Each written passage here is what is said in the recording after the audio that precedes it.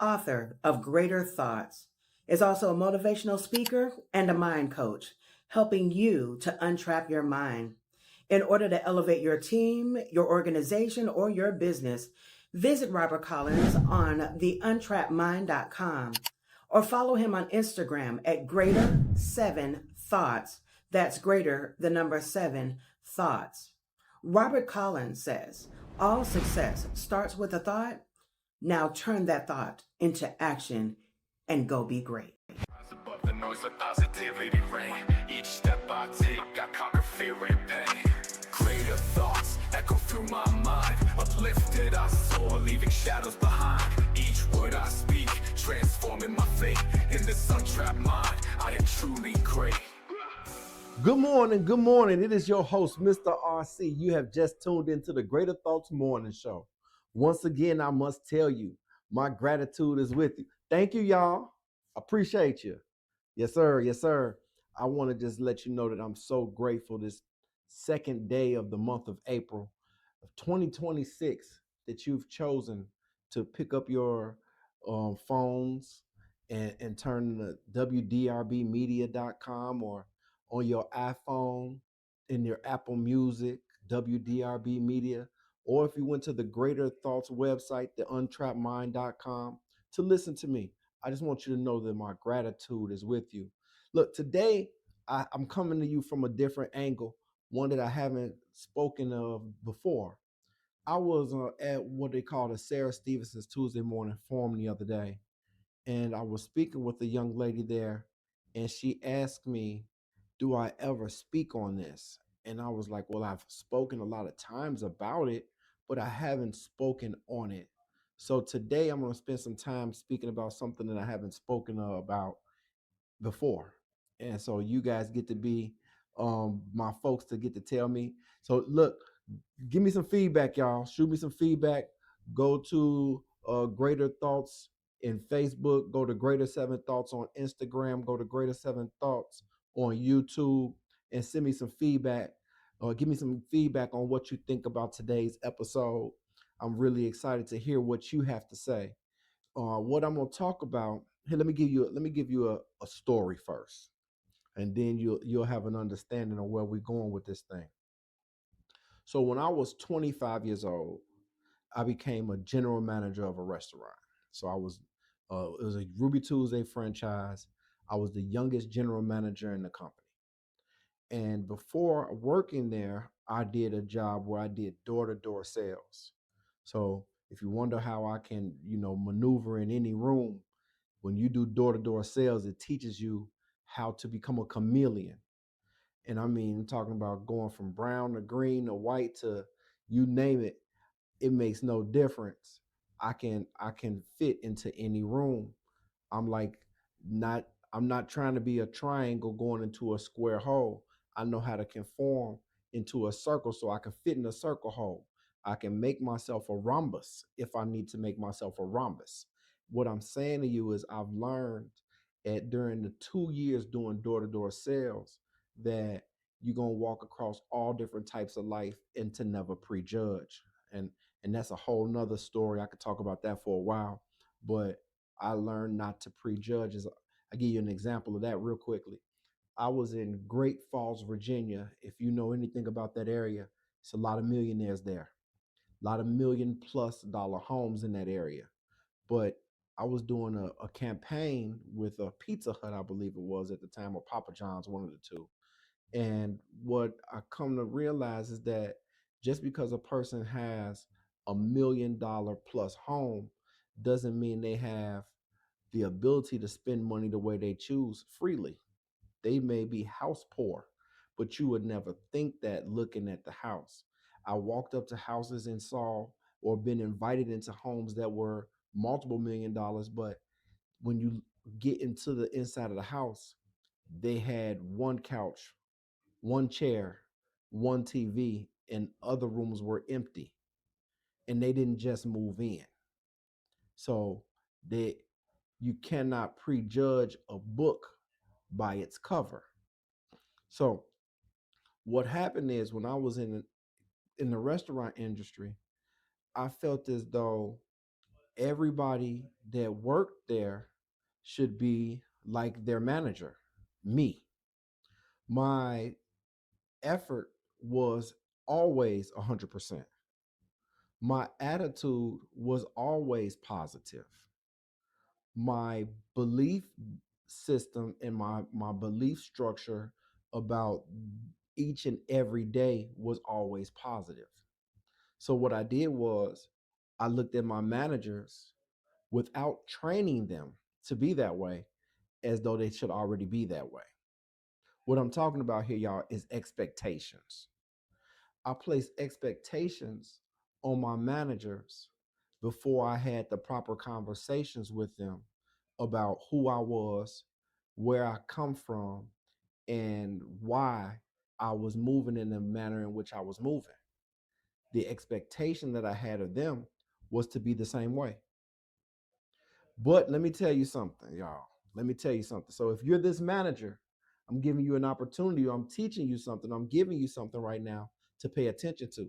Have you given your employees the proper tools, and have you explained to them that your expectation of them is to operate at the same level that you're operating at or even higher? And I say that because the or even higher part, because they should be looking to achieve greatness. And in order for them to get into your position, they have to look to, and this is something that a lot of people don't do in business because of fear. And the the way I've always approached business is that I've always looked to replace myself. And as an employee, you should be looking to replace your manager. But in order to replace your manager, you need to be operating at a high level.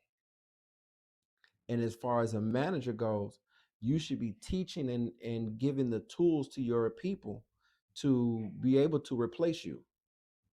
But what I'm talking about is expectation. Who set that expectation for my managers? I did, but I did it without telling them. So I use this little story to get you to start thinking about the expectations that you place on people.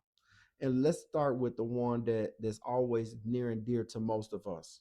If you're married, I'm talking to you right now. If you have a boyfriend or a girlfriend, I'm talking to you right now. What is going on in your relationship where you have placed an expectation on your spouse, but your spouse, or your partner, as they say nowadays, has no clue of how you've gotten to this level of expectancy? Have you taken time to sit down to get to know your partner? Have you taken time to sit down and explain to your partner, your spouse, this is what I'm looking for at this point in our relationship? Have you taken time to sit down and say, I move or I operate like this because of this, so that that way they know how to move and maneuver with you because you've laid out your expectations of them, and then they can explain to you how they expect you to move or operate within that relationship as well, because expectations seem to go one way a lot of times, but expectations actually work on both sides of the coin. Because you have an expectation of someone else doesn't mean that they don't have an expectation of you. Let me say that again. Because you have an expectation of someone does not mean that they don't have an expectation of you. And this is so key. I tell people all the time when I talk to people that are newly engaged, I get asked often. My wife and I have been married for 12 years. This is not my first rodeo, so I've done this before where I made a lot of mistakes and I did a lot of things right. But I suggest to people, because I can't tell anybody what to do, but what I suggest to people to do is take some time to sit down and explain to your spouse what you believe a marriage is, how a marriage functions, how a marriage operates, how it's going to be with children, and how life is before the children. And some of you are in relationships that are all they're already children. How you're going to treat the children, how you're going to uh, discipline the children. So that way, when different things arise, you have clear understanding of way things are going to operate. But so often do we look at our spouse, our partner, and we put them in a place of the person that raised us, the person that was our guardian, if depending on who or that person could have been in your life. It could be your parent, but it could be your grandparent, it could be an aunt, uncle. Everybody has different life experiences. But to, or let me say this, some of us come from, and there's a whole lot of people, let me just say it. There's a whole lot of people that come from single parent homes. So you don't know from a firsthand experience of living in a home where there's mom and dad or there's husband and wife, to have a true understanding of what you even believe a marriage is, other than what you may see from someone else's home or what you see on the TV screen or your cell phone, or however you whatever depiction has been sent to you via media. And so what I suggest is that you sit down and have this conversation. And once you have a baseline of the expectations of this relationship, you can now always go into the adjustment portion of the relationship, of the expectations. But let me give you this real fast. This is from Google. Expectations are mental anticipations, beliefs, or hopes regarding future events, behaviors, or outcomes. They function as cognitive frameworks or predictions that shape experiences, driving actions, and impacting emotional responses, with high expectations often leading to disappointment and realistic shares one's fostering growth. Shared one's fostering growth, excuse me. Now, some of these expectations we place on people, now we're not just talking about spouses, we're talking about people, y'all. Some of these expectations that we place on people are unrealistic. Some of these expectations we place on people are realistic. Some are positive, some are negative, some are just unfair. And we talk about, I don't want to stay on the subject of spouses for too long, but then there's your family, your siblings, your cousins, your aunts and uncles. I'm not going to use any names, but I know a lady right now who has a child who's an adult, and the child is disabled, but the child, which is an adult, recently had a major health scare that has him in a hospital. And now she is extremely overwhelmed about her son's being in the hospital. He's going to now need some care that's going to require major attention. Well, her husband, the child's father, the grown man's father, died several years ago. So it's just her. And she has other relatives and another child. But no one at this point seems to be, in her opinion, stepping up the way she thought they would. Come on now, y'all. How many times have you placed a expectation on someone to show up for you and they didn't do it?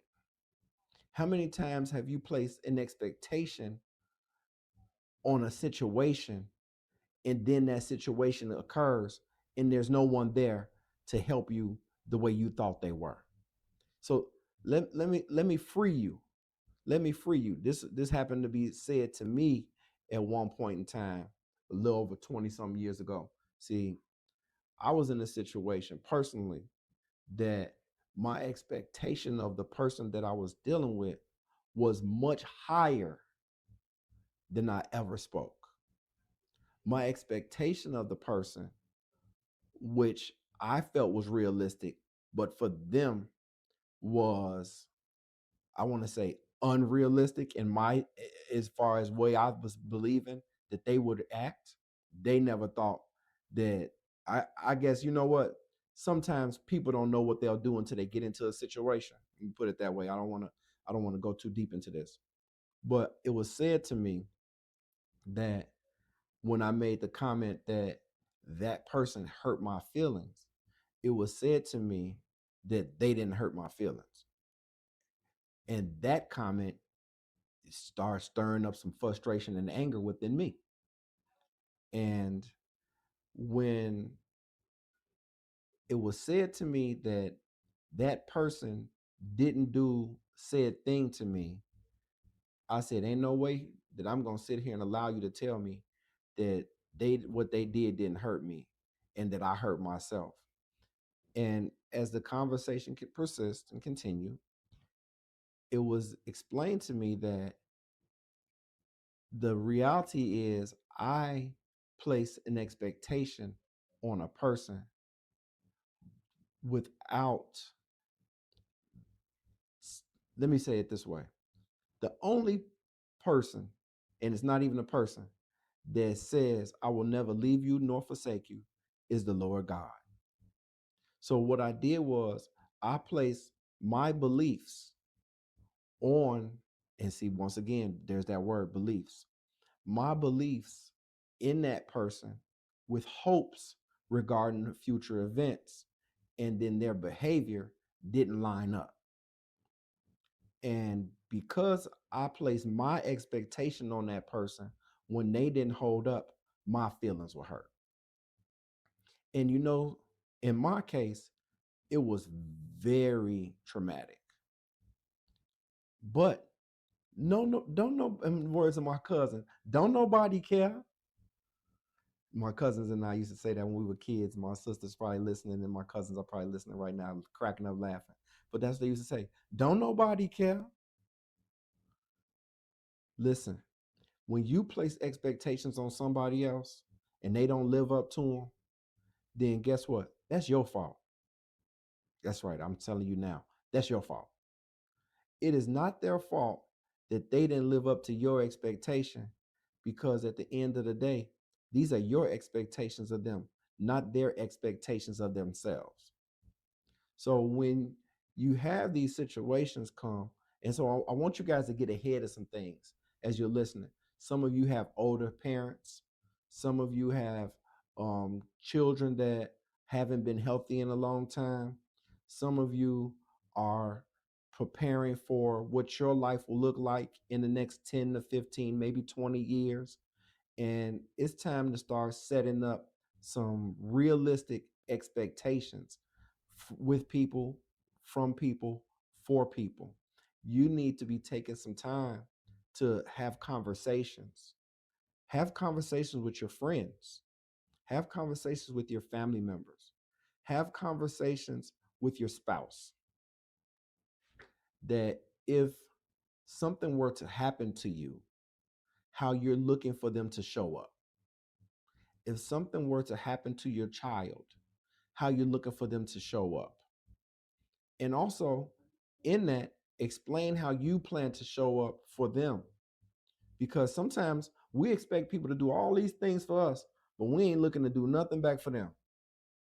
Some of us are just selfish, and that's just the truth. I want, I want, I want, I want, I want.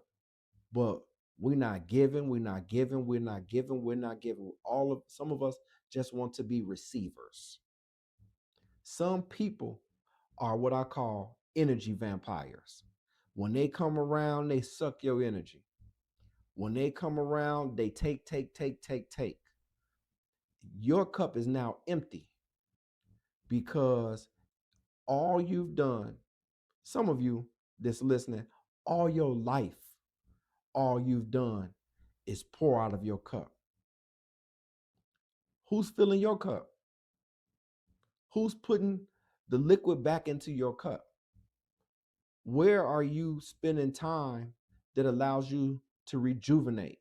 Where are you spending time that allows you to have new vibrancy? Where who? There's another one. Who are you around that fills your cup? Because sometimes people, this is tough. Sometimes people are so used to pouring out that the only relationships they have are people that they can pour into. Let me say that again. Sometimes people are so used to pouring out that they only have relationships with people that they can pour into, to the point that that's all they attract. It's time to start attracting a new type of person. It's time to start looking to see if you who is filling your cup and how can I have more time around those people?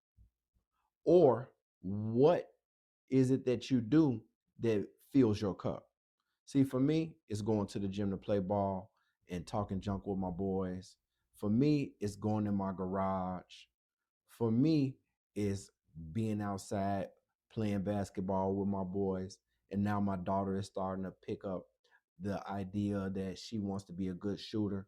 And so working with her. For me, is spending time. It's something that I posted on social media a little while back.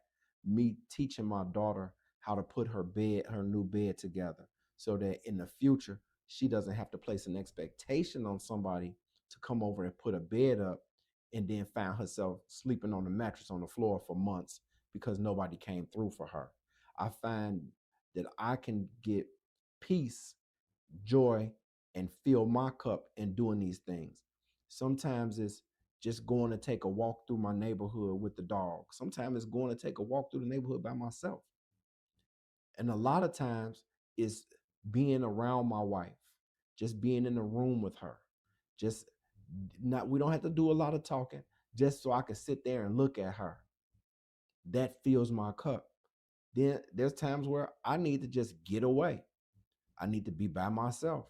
We have a highway here, a E-way 485, and sometimes it's good to just get in my truck, turn my music up, get in my old school, turn my music up, drive around 485, and just allow my cup to be refilled. Because myself, I'm often pouring into other people. But what I want to talk about is these expectations again. I want to make sure that I continue to drill into you that you have placed expectations on people and they're not God. So what happens is disappointment has come. And see, in that, some of these expectations that you've placed on people just haven't been fair. So I'm going to give you a greater thought today. Your greater thought today is to release people, ultimately yourself, from the expectation that you placed on them, and now a relationship has gone south. Sometimes we'll say things like, well, they ain't in our life no more because they weren't supposed to be. Well, that's not necessarily always true. Sometimes people are not in your life because of you. Say it again. Sometimes people are not in your life because of you. You giving them an expectation that they never were even able to come remotely close to living up to. They were never able to be strong enough. They weren't in the gym long enough to build up the strength for the resistance that's coming along with what it is that you thought that they should be able to handle with you, but they are not capable. Not that they don't want to be. They want to be there for you, but they're not capable of being there for you because they haven't been in the gym working out long enough. Matter of fact, they just went to the gym with you last week. Now you're expecting them to come to the gym with you every day. You've been working out like this for 20 years. They came one time. Their discipline isn't built up yet. So when you're placing your expectation on them and they don't follow through the way you think they should because it's something that you would do, it's not fair because they haven't told you that. And then there's something called grace. You, me, and everybody else wants it. But how often are you giving it? We all want grace when we fall short. And when you fall short, you expect the expectation. You expect everyone else to give you the grace that you won't give. So what I'm telling you guys is within your expectations. I want you to think about what role people play in the expectation that you're placing on them. And do they know that they've been put in that spot? Do they know that if you get into a car accident and you can't walk, that they're supposed to be the one to come over and let your dog out? If you get in a situation where you don't have the ability to do something, does the person know that you're looking forward to them to step in? And they never signed a power of attorney to be your caregiver. They never signed up for this. So do they know that they're supposed to be that person? If your child gets hurt at school and you're out of town, but your child, let's just say 16, 17 years old enough to, be at home by themselves while you go out of town on your business trip, but something happens to your child, do they know that they're supposed to be the one to come over to take care of your kid until you can make it back in town? If something happens to your parent and your sibling lives in another state, does your sibling know that you are looking forward to them to come back home to take care of the parent, or that you planning to send the parent down to that sibling so that parent can get help because you don't have the capacity right now to do what it is that you normally do, because you've been pouring out of your cup for so long, and you've been pouring out of your cup to the point that there's nothing but drips left in your cup. You're about to have a nervous breakdown. You're about to have a panic attack. You're about to go stir crazy, but nobody knows because you kept it in on the inside. See, these expectations we place on people will cause us to hurt people. They will cause us to hurt ourselves. I said that. Sometimes expectations will cause people to hurt themselves because they end up feeling lonely. They end up feeling left behind. They end up feeling that they don't have anyone because they've been pouring out to everyone else. So, along with expectations, what I'm going to ask you today, and for you to think about, is if you're a person that has not set clear expectations with your friends, your family, your co-workers, your employees, your business partners, or even your spouse. I need you to think about that. And I need you to not just think about it. You know what I say at the end of every show. All success starts with a thought. You got to take your thoughts, turn them into action to go be great. So now you can take your relationships and with your spouse, your friends, your family, your co-workers, your employees, and make them great by going to do the work. Faith without works is dead. You have to put some work into changing these relationships or clarifying where these relationships are and what roles people have in your life based on the expectations that you placed on them. And don't give people expectations, and don't place expectations on people that they can't live up to. They've never ever been able to give you $1 million to pay for your $5 million home that you have. They never had $20 to just throw away, but you looking for them to let you borrow 50 because y'all always going out, because y'all always doing things, because you the one that always taking care of the bill. You always paying for dinner. You always doing different things because you are one that is always pouring out. But now you're expecting the person that's always receiving to be the one that's the poorer. They never were a poorer. They were always a receiver. So now let's clarify where we are with our expectation. And after you do that, if you're somebody, and I'm talking to the people that's been pouring, if you're someone that's been consistently pouring for years, I want you to stop, take a moment, and pay attention to your cup. If your cup is empty, I need you to stop pouring for today. Stop pouring for a while and go and do the things that allow you to fill your cup. That's it for today, y'all. I thank you for your time once again. Tune in next Thursday, 8 a.m. Y'all know what it is. Greater Thoughts Radio Show. And before I leave you, I got to tell you again, all success starts with a thought. Take your thoughts, turn them into action, and go be great. God bless. In the silence of the night, when doubt creeps in, I hear that whispering voice pulling me from within. The weight of the world tries to break my soul, but I rise from the ashes.